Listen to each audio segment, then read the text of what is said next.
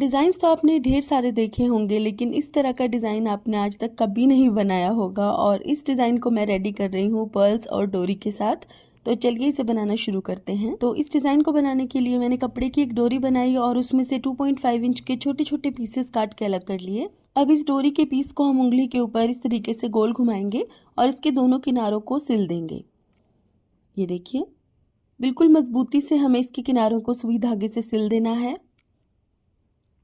ये देखिए, बिल्कुल इसी तरह से हमें सभी राउंड शेप्स बनाकर तैयार करनी है, इस तरह।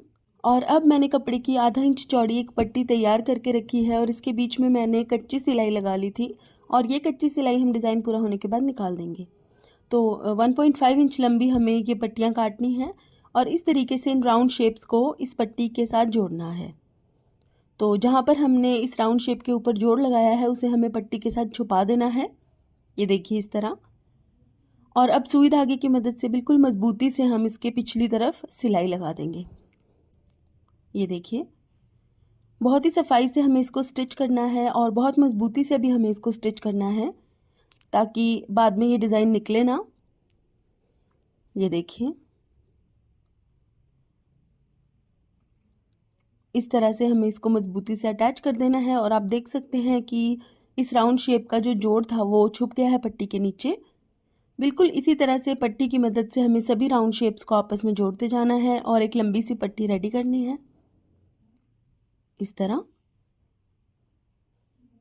ये देखिए, बहुत मजबूती से हमें इनको आपस में जोड़ना है, इस तरह से। तो बिल्कुल इसी तरह से सभी राउंड शेप्स को हम आपस में जोड़ देंगे और एक लंबी सी पट्टी रेडी करेंगे और ये बीच की कच्ची सिलाई भी हम डिज़ाइन पूरा होने के बाद निकाल देंगे। तो डोरी की लूप्स को जोड़ के मैंने ये पट्टी रेडी कर दी है और अब मैंने वाइट कलर की एक लेस ली है। इस लेस के ऊपर पहले से ही वाइट कलर के बीड्स लगे हुए थे। आप कोई भी अपनी पसंद की लेस ले सकते हैं। इस लेस को किनारी से मैंने काट दिया है क्योंकि बहुत ज़्यादा एक्स्ट्रा कपड़ा था इसकी किनारी पर, मुझे इतना ज़्यादा कपड़ा नहीं चाहिए था। अब मैंने 4 इंच चौड़ी कपड़े की एक पट्टी ली और इस तरह से इसको मैंने किनारी से थोड़ा फोल्ड कर दिया और यहाँ पर मैंने एक सिलाई लगा ली। अब इस तरह से सिलाई लगाने के बाद हमें इसके ऊपर लेस को अटैच करना है। तो ये देखिए, इस तरह से हमें लेस को रखना है और लेस को भी हम यहाँ पर सिलाई लगा देंगे, इस तरह। अब लेस को सिलने के बाद जो एक्स्ट्रा कपड़ा बचा हुआ है किनारी पर उसे हम फोल्ड करेंगे, इस तरह। और लेस के साइड में जो एक्स्ट्रा फैब्रिक है उसे हम दबा देंगे पाइपिंग बना के। लेस की जो रफ किनारी है वो नज़र नहीं आएगी। तो इस तरह से पाइपिंग मैंने बना दी है और लेस अटैच कर दी है।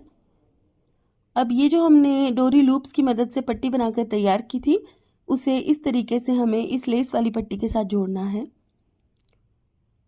इसको जोड़ते हुए हमें बीच में एक बीड लगाना है। वाइट कलर का मोती मैं यूज़ कर रही हूँ, थोड़े छोटे साइज़ का।